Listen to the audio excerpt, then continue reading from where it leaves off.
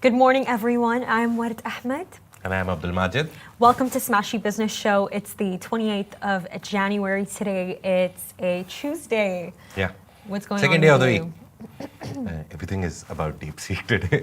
To be honest, it's been that kind of start of the week where everyone is talking about only one thing. Last week it was all Davos World Economic Forum. But since like Monday, it's been Deepseek. And what is Deepseek? You saw Deepseek, honestly, the way that I see Deepseek is that this is China and America fighting, raging a war. Yeah. AI chatbot war. I love it, and you know the reason why I love it so much is because of the fact that we're all very aware of what the U.S. did to China. Basically, the U.S. actually placed sanctions on China so that they are not able to access the chips that that AI models that OpenAI uses. They can't access them. And what basically happened is that China was able to create Deepseek without the use of the chips that are mostly used in America, and it's actually topped ChatGPT on most Apple charts in the world. And I think that that's so crazy, and I love seeing it because for the longest time ever, I feel like we're always hearing, oh, China did this, China is breaching people's privacy, we have to ban TikTok because China is, they're spying on us. But and this is why I think this achievement, it's so beautiful.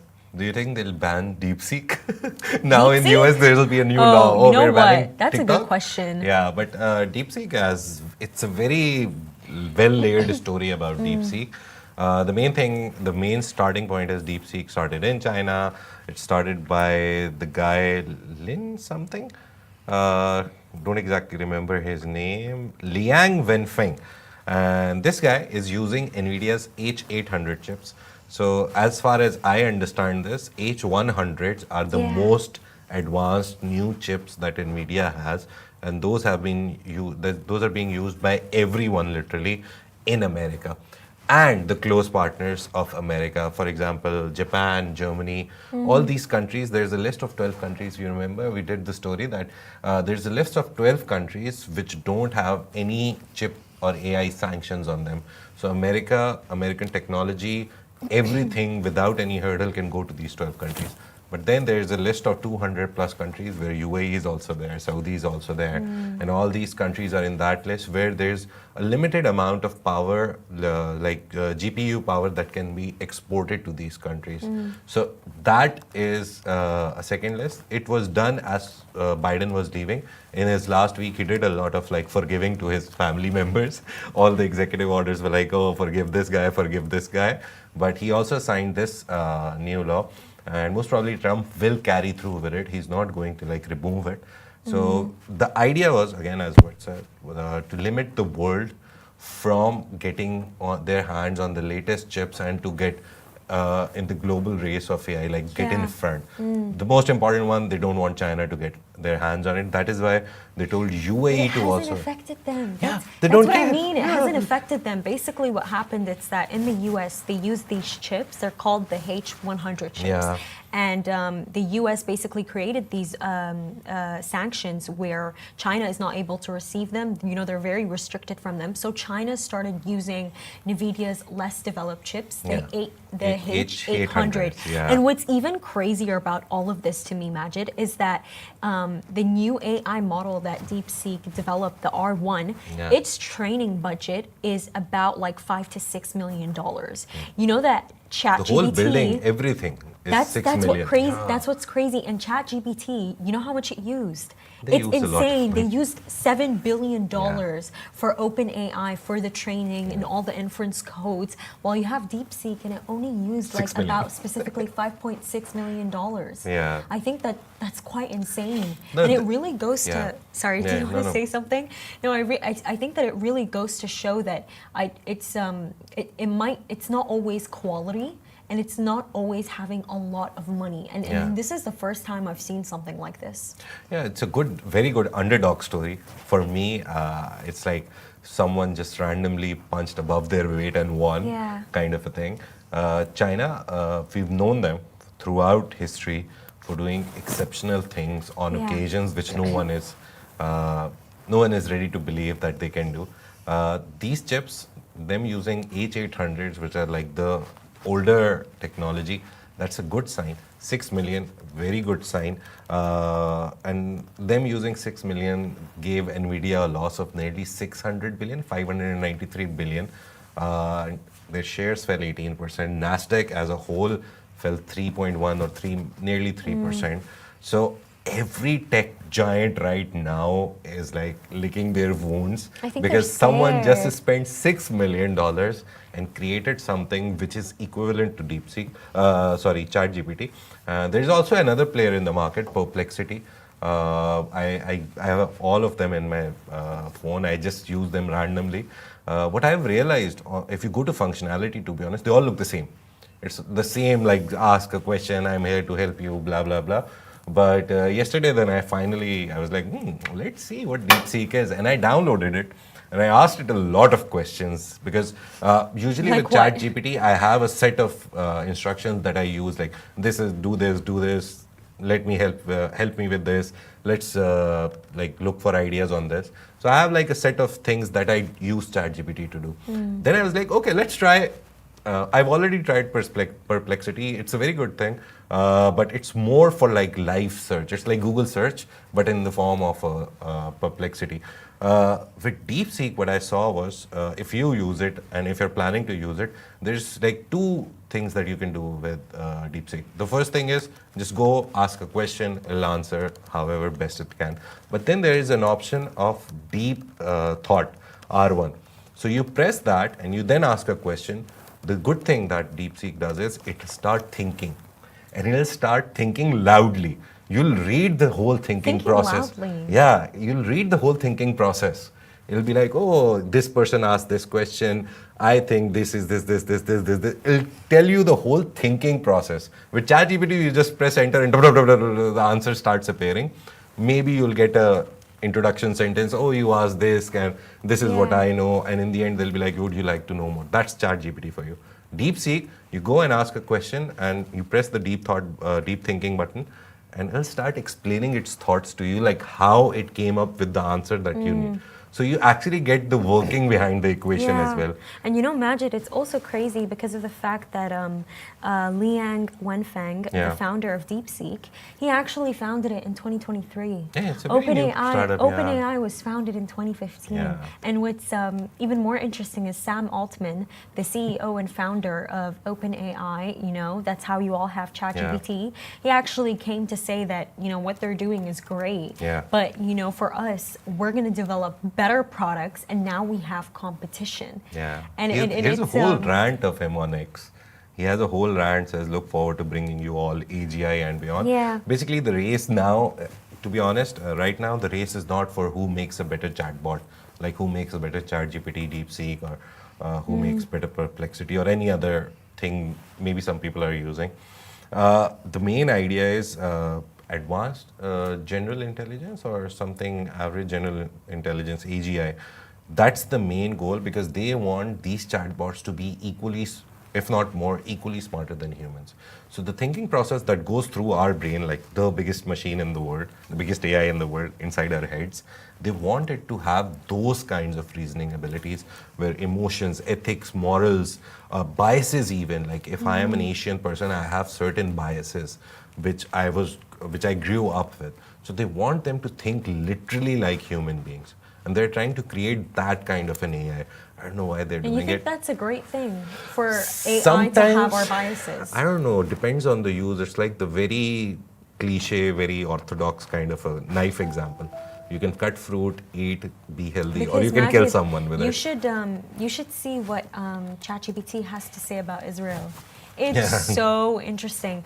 I Artificial general intelligence. I remember I put this text through ChatGPT before, and in the text I had written the genocide in Gaza, right? Change it to something. It changed it to something else. Conflict or maybe some other word, Yeah, right? it changed it to something else, and it's like I would be mad because you know what I would search? I'd basically put the text I wrote, and I'd be like, "Hey, please fix my grammar or whatever Yeah. it is. And it would change it every single, and I would also add in, by Yeah. the way, fix my grammar and don't change my original wording. Like, you know, the Yeah. way that I phrase things. And it would change it every single time. Try And Deepseek. I remember even on the show when Annika came on, one of the Love in Dubai Yeah. writers, basically me and her, we were having this discussion of like, ask ChatGPT to like, show you how an Arab woman is going to look like. Oh, yeah. And then ask ChatGPT to show you how a white woman is going to Yeah. look like. And I remember when we searched Arab woman and we wrote white Arab woman, they all had noses that were just completely hideous.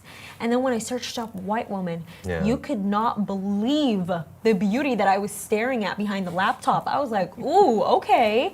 So I don't think these biases are necessary. It's Yeah. dangerous. It's You not a have good to thing. understand. See, it's like I give you 4 words like hi, hello, how are you? Now I tell you to make sentences with this. You'll have a limited vocabulary. You can't use hi, hello, how are you to say everything. That's the data set that they've been trained on. According to them, some ethnicities will have these features. So that is what this artificial general intelligence, AGI is artificial general intelligence, that is what they're trying to create. The idea that chatbot or an AI can think like a human, that, oh no, I'm not dependent on only what I've been told. I can make my own conclusions from the data that I have.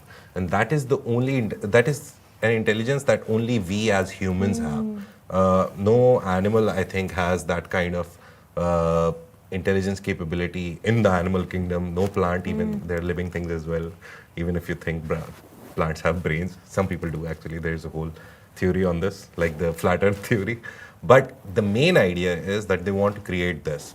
So whoever reaches that point first will be a big disruptor. Now, see, AI has become very common. To be honest, in the last 2 years, we've talked so much about it that everyone knows how to make an AI LLM.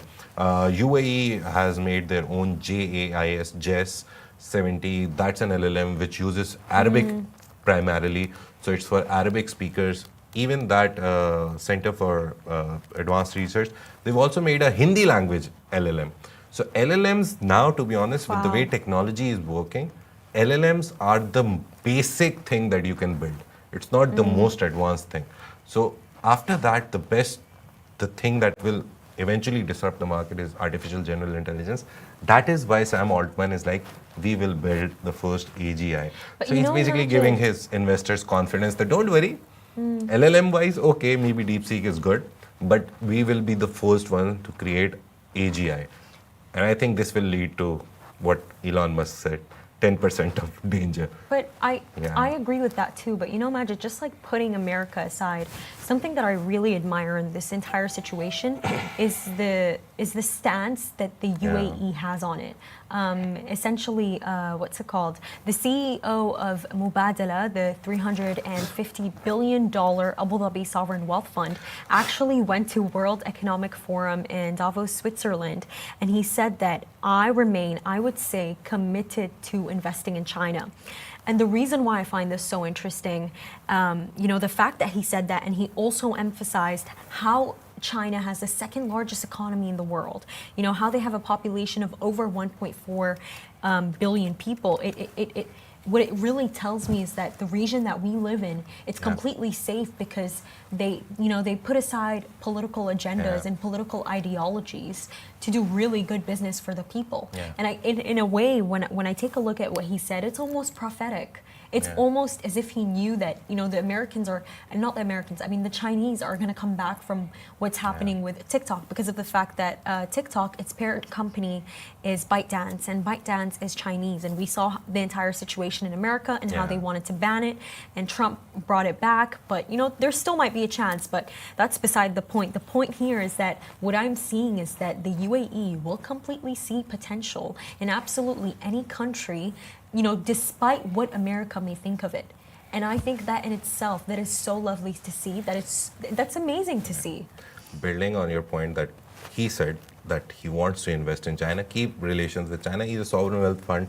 He has the power to do that. But the general consensus among the big giants right now. Who doesn't have the power to do that?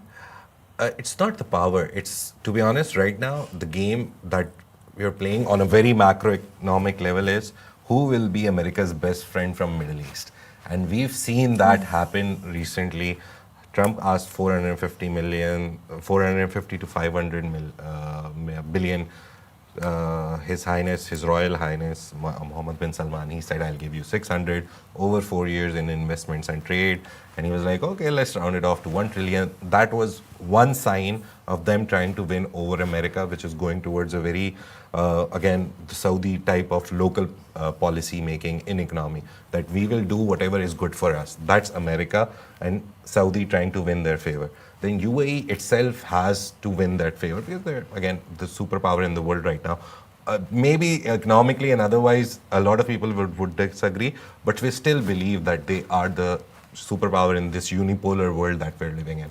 So them trying to win it. So UAE, we talked about this, that ByteDance, G42, which is the AI head, like AI company of the UAE, to be honest, they invested in ByteDance, but then they were told that if you want the latest H200 chips, lesser than the H100s, you'll have to skip all the Chinese investments that you've made. Otherwise, you won't get access to those chips. And then that is what we saw. They sold the stake. They bought it for $100 million. They sold it for a good price. They got good money out of it. But again, this sold it. So there, and also all the data centers that we see in the UAE, now they don't use any Chinese parts. They're sourcing all their parts, even the smallest thing, from European or Western countries. So this is the kind of influence that America has right now. Yeah. Everyone is trying to win a favor with them. We saw Jeff Bezos was against him, was against actually the whole election. He didn't back any of the candidates, but then he committed 1 million, he went. So right now the game is to win Trump's favor. That's the game. In that game, you will have to, for some time maybe, move away from China. Otherwise, you can't play the diplomacy game right now, because right now Trump wants to make a statement. This is like the peak period in the first 2-3 months where he'll make a statement. He'll choose his future friends and foes. Speaking of statements, the founder of Podio, Stefana, actually went on to say that what Deepseek has basically shown is that there is no limit to geography anymore. And essentially Podio is actually the largest audio platform in the MENA region. So what they do is quite amazing. They reach over 60 million listeners, and they're also on it. Smashi Business Show is also on Podio. Yeah, and their CEO and founder came to say that, there's no limit to geography anymore. And he also said some pretty interesting things. He said that, success, it comes from small focused teams and smart strategies, and that in AI, how you present the product matters more than the model itself, and that retention and loyalty help products last beyond the hype.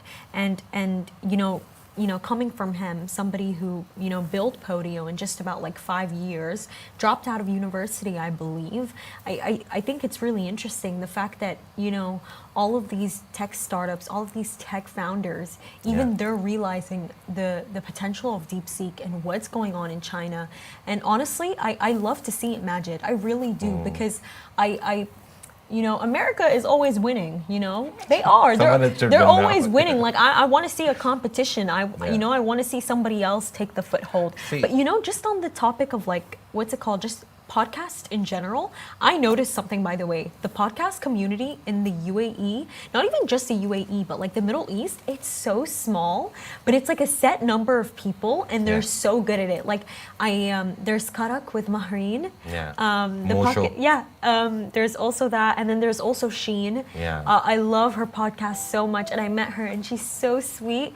And then there's also Conversations with My Conscience, and that's by Layla. And so it's like, I'm noticing it, and it's like podcasts in this region, they're so amazing. They really, really are. Which one's your favorite, is the biggest Majid? in Saudi that, like, usually I see. He's an interesting guy. He's everywhere. You did the story about him interviewing Ivan Spiegel, right?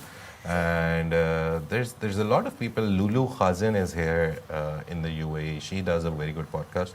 The community is good, and the good thing is it's growing. Is it Conversations with Lulu? Yeah, her name is Lulu Khazin. So she does a podcast also. So there's a lot of people who are doing podcasts, and that's very good, and they're growing. And they will need a platform, and and- Podio is the platform they're using for distribution. By right the way, now. let me tell you, Majid, people in this region, they love podcasts. I don't know who put me on, but I remember I was sitting with my Emirati best friend, Shamsa, and I was sitting with her mom, and we were all just sitting together. And then they started telling me all these completely insane, really good stories. And I'm like, guys, where are you hearing this stuff? Podcasts. And they went like, podcasts. And I'm like, can you give it to me? They went like, we don't remember. And I'm like, why don't you remember? And they told me that they literally just go on the app and they just start listening to whatever they see advertised They there. see the topic, And- not the name. Yeah, and they told me that like what's it called? It's not, they don't even read anymore. Like there's nothing better than sitting down and listening to that podcast. Yeah. I've still not reached that though. Like I I've listened noticed, to who it. was it? On their stories, who was listening to a podcast Yeah. while running. Oh, it was Richard. He listens Yeah. to podcasts, I think, when he And runs. also audiobooks. Yeah. Would you be able to do that? Let me tell you, I'd be hit by a car. I'd be hit by a car, Majid. not that I can't focus. Like I don't think I'd be able to do it. Like really listen in deep into a story. And next thing you know, I'm like, Majid, I can't come to work. A car hit me. Mm-mm. No, I think depends. It's Yeah. preferences. We still have like people who read newspapers, like physical newspapers. Who? There's like old people who still read it. My father reads it, so yeah, Oh. I know people. Okay. It's a dying industry. It's actually dead right now. The newspaper, the physical newspaper industry. Everyone has gone digital, Yeah. but there's still people who like the feel of it. There's still people who like the feel of I a like book. the smell of it. Yeah. And the feel of the book is Yeah. me. But you know what happens to me, Majid?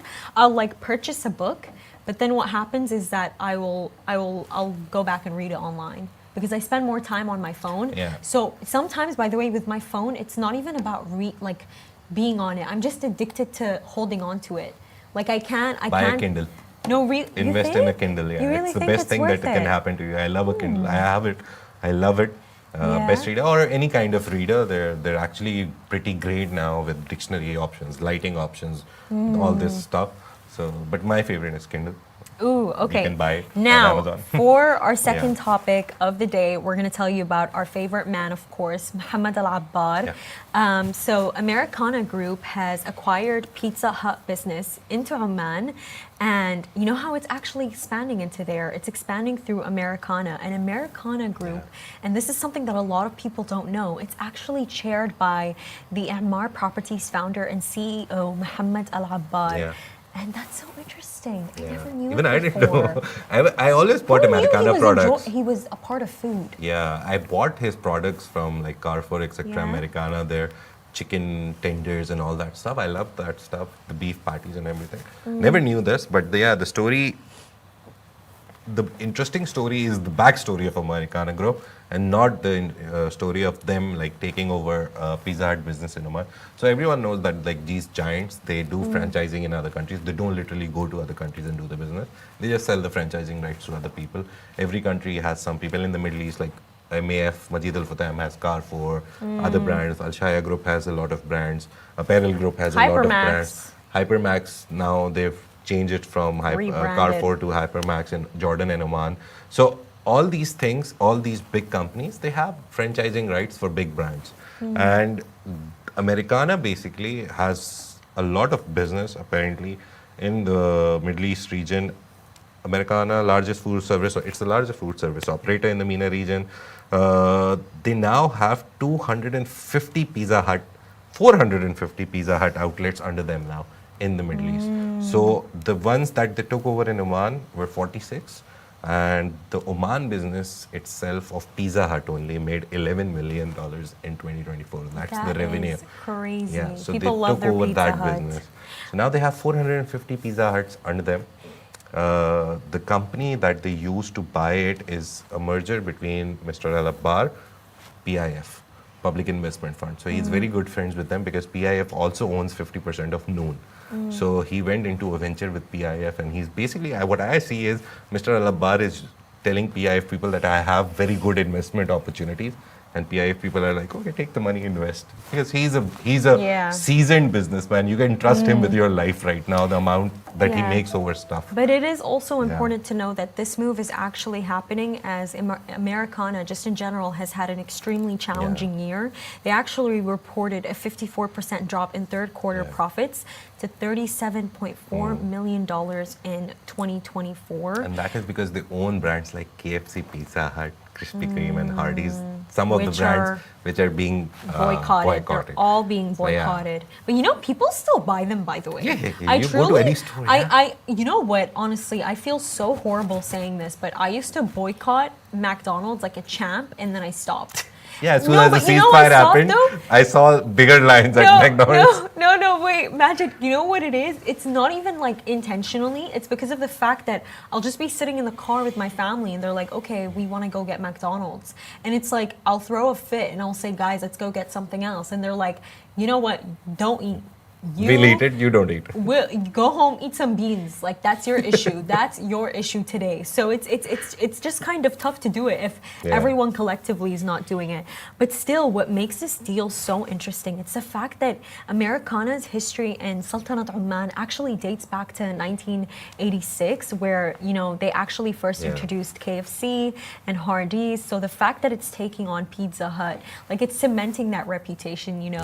Like we're gonna take the big fast food giants and we're going to keep spreading them. But the fact that it's chaired by Mohammed Al-Abbad, that's it's the so interesting interesting. part, He's a real estate man, but he's also a part of retail, food retail, let alone.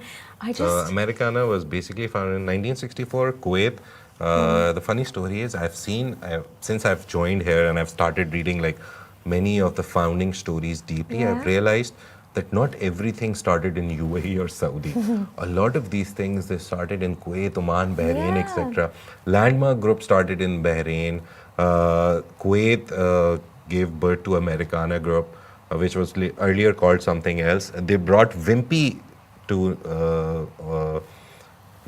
they started Wimpy in Kuwait in 1970, and then in 1973 they introduced KFC. And then in 2016, PIF and Mohammed Al-Abbad, chairman and founder of Emaar Properties, they acquired the majority stake and they made a company, Adeptio Ad Investment Limited. So basically, PIF and Mr. Al-Abbad, they made a company, and then that company brought the Americana Restaurants International PLC, the whole company name. And then now they have 2,500 plus different outlets of these brands that are operating through MENA and Kazakhstan. Also, they have MENA and Kazakhstan. So 2,500 plus restaurants they're running under Americana Group. So yeah, it's sometimes I see these stories and I realize that these are like the boring businesses. You and I think the newer generation, when you talk to them, you'll be like, oh, we'll do something in AI, we want to do something in tech, we want to do something in this. But when you look at these conventional, boring businesses, people actually are making millions from them. It's a conventional, boring business. It's a restaurant. I just bought KFC franchise. What are you doing? I just put up a shop and people are buying KFC. There's no becoming famous from it. But it's just the business which will make you money. But see, imagine maybe there's no becoming famous from it. But I think at its heart, I think that's what makes a business beautiful. Yeah. Did you hear about the CEO of Deepseek? Yeah, no. Did you hear about him at all? No, he never goes on. He never, says any crazy outlandish statements. He's not like Elon Musk, Sam Altman, Even all of the Mohammed time making. Al-Abbad, he does not have to use marketing whatsoever, and it just popped out of nowhere, and it did absolutely great. I remember even when I went to Al Quoz Arts Fest by El Sirkal Majid, I met this business owner. Her story is really beautiful. Basically, she opened this bakery. It's called Rice Bakehouse, and what they do is that you can do cake baking with them. Like cake designing workshops. Do you know how much it costs? Like 250 dirhams to design a cake that was like this tiny, which is okay. And she has like a really big kitchen.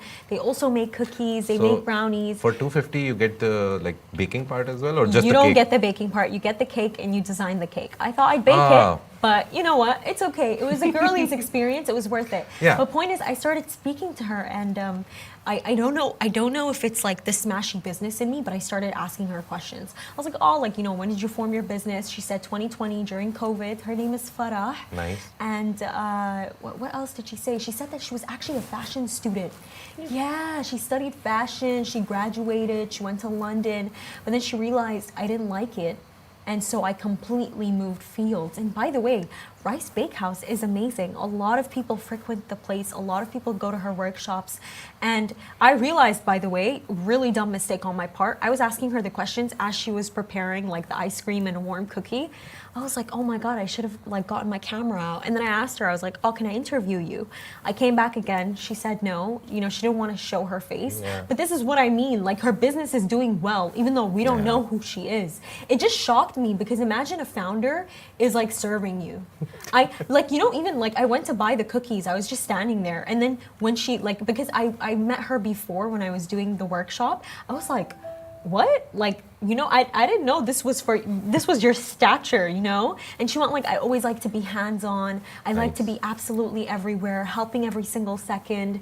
So I think with like founders, I don't think you need to be the face of your brand. Depends. You really if don't. you are a big person, like if you're Mr. Beast and you start a chocolate brand, I understand that your face is important. Yeah. But sometimes the product itself is more important. Depends on the product, depends on the industry that you're in. Ooh, and speaking of industries, something crazy is happening in the plane industry. So Etihad Airways and Saudi budget carrier Flynas are gearing up for a significant IPO this year, which is going to break a nearly 20-year dry spell for Gulf-based airlines entering local stock markets. This is crazy. You know, this is an IPO. You can trade with them now. I never thought this would possibly happen. So they wanted to go like for an IPO last year, but I remember there was something show where their CEO came and he was like, there's a lot of technical problems that we're facing. So that is why we're planning for Q1 of 2025. So now what's been reported by Reuters apparently that they're going for a roadshow. A roadshow is basically you go meet a lot of investors, local, international, and you tell them that we're going for an IPO. And some of the investors, if they see that the IPO is worth it, they'll become cornerstone investors. They'll before the IPO goes live, they'll be like, okay, I'll add 5 million. We saw that with Talabat. We had a lot of cornerstone investors for the Talabat IPO who had already like put aside money that will give you 5 million, 10 million, all this stuff. So they're going on a road show. The plan is to go for an IPO. It'll be the first IPO by an air carrier in 20 years. The first one was Qatar. Qatar Airways was the first one in the post. So yeah, in 20 years, it'll be the first one. Emirates, there's reports that Emirates also wants to go for an IPO, but there's no substantial like backing. Everyone is just saying that there is a plan. Emirates will eventually go, but there is no like talk about it. Yeah, but Etihad is like clearly they want to go for an IPO in 2025, the first quarter. Also, Saudi's Flynas, which is like a budget airline, they have also an IPO planned, most probably in the first half. The CEO of another favorite person, Al Walid bin Talal, Kingdom Holding Company, the CEO was there, not Mr. Al Walid, he's the chairman. The CEO was there, and he also said that we've talked to Flynas. They've invested in Flynas, basically, Kingdom Holding. So they're saying that we have like a lot of approvals ready. Soon enough, we'll see Flynas also going. So it'll be like a new good thing that we'll see for IPOs, that air carriers, airplane companies, whatever you call them, they're also going for IPOs. So it's a nice story coming out. Be ready because Q1 is going to be very dramatic. Yesterday, I was planning the whole month of February. We have 4 events this Feb. Yeah, we have a lot. Sharjah Entrepreneurship Festival. So then Saturday and Sunday is Sharjah Entrepreneurship. Then we have Web Summit. We also have Leap. We have exactly after that, we have Leap in Saudi Arabia. Then we have Step in Dubai. And then at the end of the month, 23 to 26, we have Qatar Web Summit. So 1 month, 4 biggest like tech, AI, everything kind of event. It's going to be absolutely crazy. I'm so excited for Sharjah Entrepreneurship I guess it's that Festival. Ramzan is coming earlier this year, so everyone is like, just do everything before Ramadan. Oh yeah, that's why. Yeah. You know, I was told that it's actually going to start in March 1st. Yeah. I'm so excited for Ramadan. I love Ramadan. Because of that, everyone is just trying to fix it in the month of Feb because Ramadan will be 1 month and April is like but the by weather the way, becomes gatherings hotter. actually increase in Ramadan. I'm just saying, like so many events but pop you can't up. do events. That's the You can Ramadan do. events It's you can do. ones though, you know? But you can't do these corporate events where people have to walk a lot throughout ADNOC, World Trade Center. You can't do those. So yeah, we'll have a full month of Feb for events. I'm going to Qatar. She'll be at STEP, SEF this weekend. Leap will have someone from Saudi Arabia, but we'll cover all those events. Majid, the people who are going to SEF, the list is crazy. You know, you have Mohammed bin Ghati there. You also have, you know, Brookie. Yeah. Oh my God, you know, she's going to be at the conference. Yeah. You know, I was so sad because she basically opened a pop-up at Abu Dhabi and I wasn't able to go. So you best believe I'm going to be at that cookie stand. I will definitely be there. And Hind al-Mulla is going to be there. Yes, Plestia is also going to be there. And there's Thierry Henry, it's Arsenal exciting. legend, football legend. He's also going to be there. Yeah, so I was more excited by Thierry Henry. Sorry, football fan. Yeah. But yeah, these guys are coming to the Sharjah Entrepreneurship Forum. This weekend we'll cover everything for you on stories, reels, whatever we can do for you. Thank you so much for watching, everyone. This is Smashi Business Show, a Smashi Business production under the Augustus Media Podcast Network. Do make sure to follow our newsletter on Smashi TV and please follow all our channels. Have a lovely day.